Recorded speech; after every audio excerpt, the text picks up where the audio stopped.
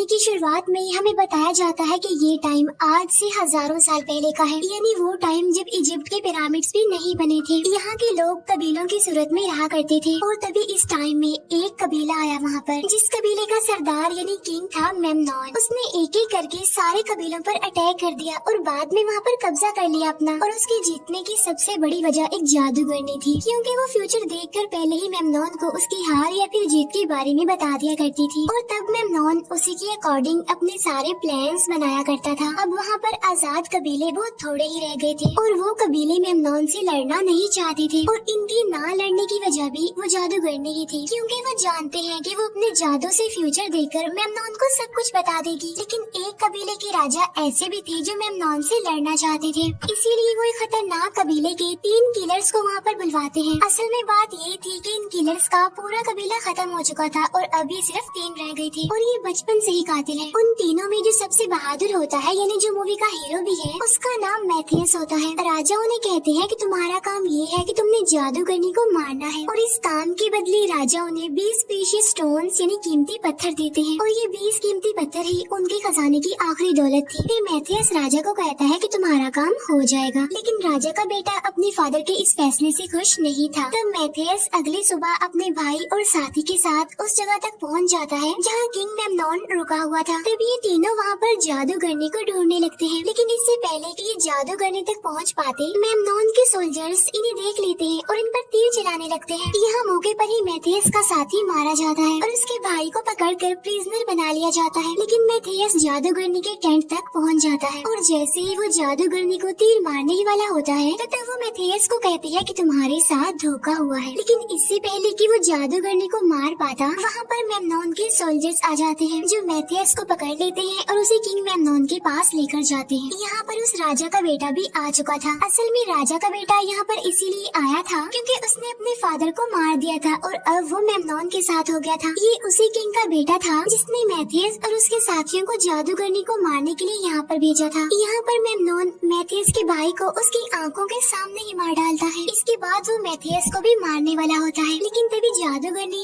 Memnon को रोक देती है और उसे कहती है कि अगर तुमने इसे मारा तो हमारे साथ बहुत बुरा हो जाएगा, कयामत टूट पड़ेगी हम पर और जो कुछ हमने जीता है हम वो सब कुछ खो देंगे, क्योंकि मैं इसके बारे में जान गई हूँ और ये गॉड के अच्छे लोगों में से एक है। मीन्स गॉड इस पर बहुत मेहरबान है। तो इसीलिए यहाँ पर मेमनॉन जादूगरनी की बात मान लेता है, यानी वो मैथियस को नहीं मारता। लेकिन पनिशमेंट देने के लिए ये लोग मैथियस और एक चोर को जमीन में गाड़ देते हैं। अब मैथियस इस चोर को नहीं जानता था। उनके आसपास बहुत सारे खतरनाक बग्स थे और वो बग्स अब इनकी तरफ ही बढ़ रहे थे। अब ये बग्स इतनी ज्यादा खतरनाक थे कि ये इंसान को खाकर स्केलेटन में बदल सकती है। लेकिन वो जो चोर होता है वो खुद को आजाद करने में कामयाब हो जाता है। साथ साथ वो मैथियस को भी वहाँ से निकाल कर उसकी जान बचा लेता है। अब मैथियस मेमनॉन को मारकर उससे अपने भाई और अपने साथी का बदला लेना चाहता है, इसीलिए वो उस चोर के साथ उसके किंगडम की तरफ निकल पड़ता है। इसके बाद हमें मेमनॉन दिखाया जाता है जो कि बाकी बचे किंगडम्स पर भी कब्जा करना चाहता है, लेकिन जादूगरनी उसे ऐसा करने से मना कर देती है। वो कहती है कि लड़ाई झगड़ा करके कभी भी सुकून और अमन हासिल नहीं किया जा सकता। जिस पर मेमनॉन कहता है कि मैं इस पूरी दुनिया का राजा बनना चाहता हूँ और राजा बनने के बाद मैं तुमसे शादी कर लूंगा। लेकिन जादूगरनी उसे कहती है कि अगर मैं तुम्हारे साथ रिलेशनशिप में आ गई तो मेरी फ्यूचर देखने की पावर्स के साथ साथ सारी पावर्स चली जाएंगी। जिस पर मेमनॉन कहता है कि एक बार मैं सब कुछ हासिल कर लूँ और उसके बाद हमें तुम्हारी किसी भी पावर की जरूरत नहीं होगी।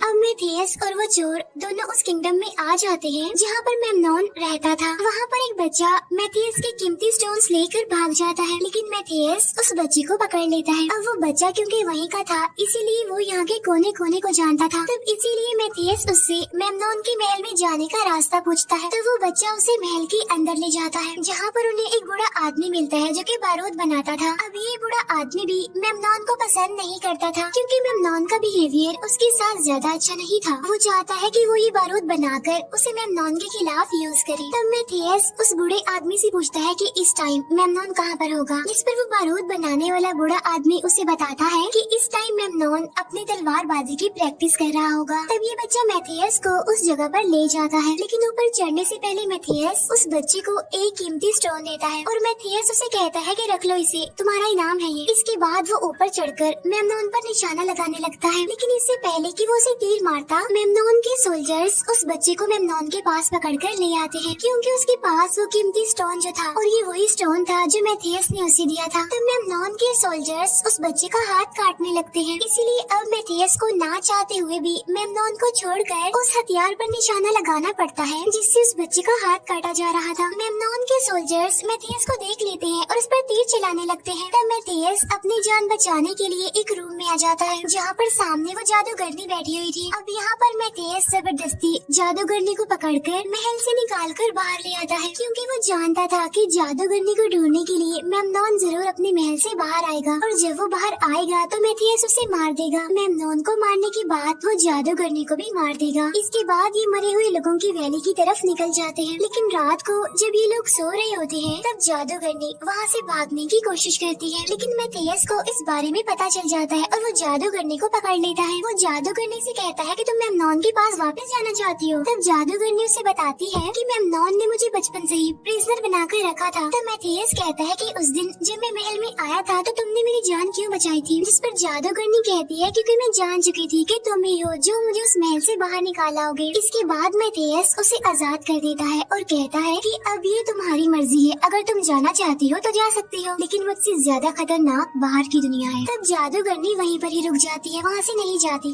नेक्स्ट मॉर्निंग ये लोग अपने सफर पर आगे बढ़ते हैं और तभी मेथियस देखता है कि मेमनॉन खुद तो नहीं आया बल्कि उसने अपने सोल्जर्स भेजे होते हैं जो कि इनसे बस थोड़ी दूरी पर ही थे। तब मेथियस लड़ने के लिए अकेला ही उनकी तरफ निकल पड़ता है। असल में मेथियस को पता होता है कि डेजर्ट में एक तूफान आने वाला है, इसीलिए वो अपनी आंखों को रेत से बचाने के लिए एक कवर पहन लेता है और जब वो उन सोल्जर्स के पास पहुंचता है तो डेजर्ट में एक काफी बड़ा तूफान आ जाता है, जिसकी वजह से मेमनॉन के सोल्जर्स को कुछ भी दिखाई नहीं दे रहा था और इसी बात का फायदा उठाकर मेथियस उन सबको एक एक करके मार डालता है। अब यहाँ पर जो मेमनॉन का खास आदमी होता है उसे मेमनॉन ने एक तीर दिया था जिस पर बिच्छू का जहर लगा हुआ था। वो मरने से पहले उस बिच्छू वाले तीर को मेथियस के पैर पर मार देता है, जिसकी वजह से मेथियस की पूरी बॉडी में जहर फैल जाता है, लेकिन जादूगर ने अपना जादू करके उसकी बॉडी से सारा जहर बाहर निकाल देती है, जिसकी वजह से मेथियस की जान बच जाती है। अगले दिन मेथियस एक बर्ड के जरिए मेमनॉन तक ये मैसेज पहुंचाता है कि तुम्हारे सारे सोल्जर्स मारे जा चुके हैं, लेकिन यहाँ पर मेमनॉन अपने साथियों से झूठ बोल देता है कि उस लड़ाई में मेथियस मर चुका है। अब यहाँ पर मेमनॉन के ऑफिसर्स बार बार जादूगरनी के बारे में पूछ रहे थे। तब मेमनॉन यहाँ पर ये भी झूठ बोल देता है कि जादूगरनी की तबीयत असल में ठीक नहीं है और जादूगरनी महल में ही है, क्योंकि वो जानता था कि अगर उन्हें पता चल गया कि जादूगरनी महल में नहीं है तो उनके जितने बुलंद हौसले हैं वो सारे टूट जाएंगे। उधर मेथियस, जादूगरनी और उनके साथ जो चोर था, ये लोग पानी की तलाश में उस डेजर्ट में घूम रहे होते हैं, लेकिन तभी अचानक से वहाँ पर एक ब्लास्ट होता है और जब ये लोग चेक करते हैं तो देखते हैं कि वहाँ पर वही बूढ़ा आदमी यानी बारूद बनाने वाला है और अब उसने बारूद बना लिया है। असल में ये भी महल से भाग कर आ गया था और वो जादूगरनी को यहाँ पर देखकर काफी खुश हो जाता है। इसके बाद ये सब पानी की तलाश में आगे बढ़ जाते हैं और उन्हें एक जगह पानी मिल भी जाता है, लेकिन तभी वहाँ पर बहुत सारे सोल्जर्स आ जाते हैं और वो इन्हें प्रिजनर बनाकर अपने साथ ले जाते हैं, जहाँ पर एक काफी बड़ा कबीला मेमनॉन की आर्मी से छुपकर रह रहा होता है और इस कबीले का जो सरदार था वो मेथियस को पहले से ही जानता था, लेकिन मेथियस और वो सरदार एक दूसरे को अच्छा नहीं समझते थे। कबीले का सरदार अपने सोल्जर्स को कहता है कि जादूगरनी को मेरे पास लेकर आओ। तब मेथियस उनसे कहता है कि जो कोई भी इसके करीब आया उससे पहले मेरे साथ लड़ना होगा। अब यहाँ पर कबीले के सरदार और मेथियस के बीच फाइट होती है, लेकिन कबीले का सरदार इतना बहादुर होने के बावजूद भी मेथियस उसे हरा देता है। मेथियस कबीले के सरदार को कहता है कि हम दोनों का दुश्मन एक ही है यानी मेमनॉन, तो हमें मिलकर उसके खिलाफ लड़ना चाहिए। तब कबीले का सरदार कहता है कि उसकी इतनी बड़ी आर्मी से कौन लड़ेगा, जिस पर मेथियस कहता है कि मैं लड़ूंगा। कबीले का सरदार अब उन्हें भी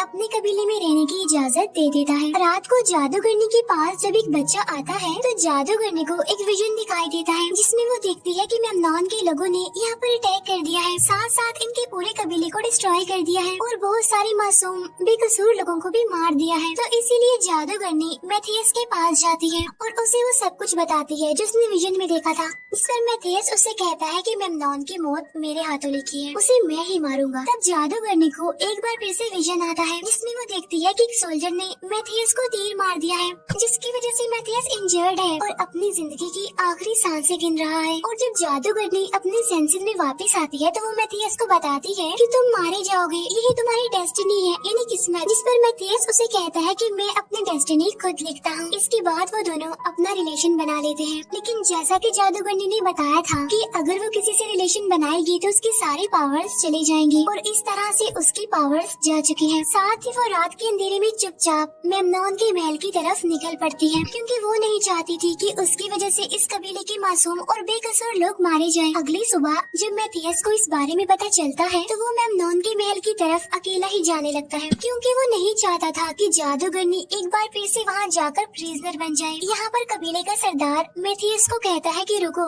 हम भी तुम्हारा साथ देंगे इसमें। इसके बाद हमें मेमनॉन के महल का सीन दिखाया जाता है, जहाँ पर मेमनॉन के सोल्जर्स बार बार उससे जादूगरनी के बारे में पूछ रहे होते हैं, क्योंकि अगले दिन इन्होंने हमला करना था। लेकिन मेमनॉन के पास तो उनके इस सवाल का कोई जवाब ही नहीं होता, और इतनी ही देर में वहाँ पर जादूगरनी आ जाती है और वो सबको बताती है कि कल की जंग में हमारी ही जीत होगी, दुश्मन खुद ब खुद यहाँ पर चले आएंगे। अब यहाँ मेमनॉन को जादूगरनी पर शक होता है कि वो अपनी पावर्स खो चुकी है, और तब चेक करने के लिए वो जादूगरनी के सामने 6 घड़े लाता है, जिनमें से 4 के अंदर स्नेक होते हैं और 2 के अंदर नहीं होते, और जादूगरनी को अपना हाथ उस घड़े में डालना होगा जिसके अंदर स्नेक ना हो। दूसरी तरफ दिखाया जाता है कि रात के अंधेरे में मैथियस और उसके सभी साथी मेमनॉन के किंगडम में एंटर हो जाते हैं, और उस बूढ़े आदमी ने जो बारूद बनाए थे वो चोर के साथ मिलकर महल के आगे बिछा दिए जाते हैं। उधर महल के अंदर मेमनॉन जादूगरनी का इम्तिहान ले रहा था। तब जादूगरनी उस घड़े के अंदर हाथ डाल देती है जिसके अंदर सांप होता है, और वो उस घड़े के अंदर से सांप निकालती है जो कि उन्हें नहीं काटता। जादूगरनी मेमनॉन को कहती है कि तुम एक सेल्फिश और संगदिल राजा हो। तब ये सुनकर मेमनॉन को गुस्सा आ जाता है, लेकिन इससे पहले कि वो जादूगरनी को मार पाता वहाँ पर मैथियस आ जाता है, और अब मैथियस और मेमनॉन एक दूसरे के आमने सामने होते हैं। तब इन दोनों के बीच लड़ाई होने लगती है। बाहर दिखाया जाता है कि कबीले का सरदार राजा के बेटे को मार देता है। ये वही था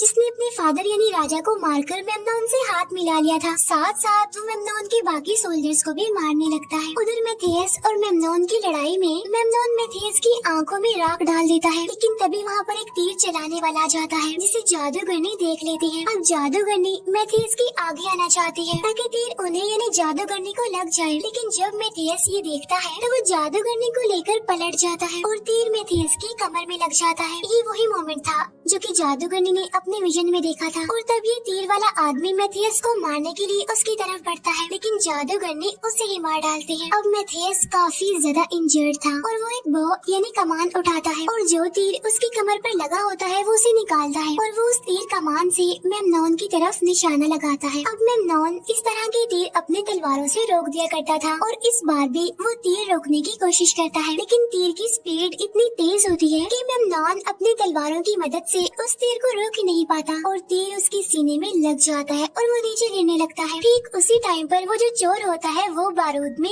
आग लगा देता है, जिसकी वजह से वहाँ पर काफी बड़ा ब्लास्ट हो जाता है। मेमनॉन जो कि महल की ऊंची दीवारों से गिर रहा था वो उस आग में गिरकर जल जाता है और राख बन जाता है। अब यहाँ पर मेमनॉन का तो खेल खत्म हो गया था। मेमनॉन के खात्मे के बाद मैथियस को यहाँ का राजा बना दिया जाता है। इसके बाद कबीले का सरदार वहाँ पर आकर मैथियस को गुड बाय कहकर वहाँ से चला जाता है। इसके बाद जादूगरनी मैथियस को कहती है कि अब हमारे किंगडम में सुकून और अमन होगा। मैथियस उससे कहता है कि मुझे पता चला था कि मेरे साथ रिलेशन में आने के बाद तुम्हारी पावर्स चली गई, तो क्या सच में ऐसा है? तब कैसेंड्रा कहती है कि नहीं, ये सब झूठ था और मेरी पावर्स अभी भी बरकरार है। मैथियस पूछता है कि हमारे किंगडम में सुकून और अमन कब तक रहेगा, जिस पर जादूगरनी कहती है कि कोई भी चीज हमेशा के लिए नहीं होती, हर चीज की तरह किंगडम की भी डेस्टिनी होती है। मैथियस उससे कहता है कि मैंने तुम्हें कहा था ना कि मैं अपनी किस्मत खुद लिखता हूँ, तो किंगडम की डेस्टिनी यानी किस्मत मैं ही लिखूंगा। इसी के साथ ही ये मूवी यहीं पर एंड हो जाती है। Thank you for watching.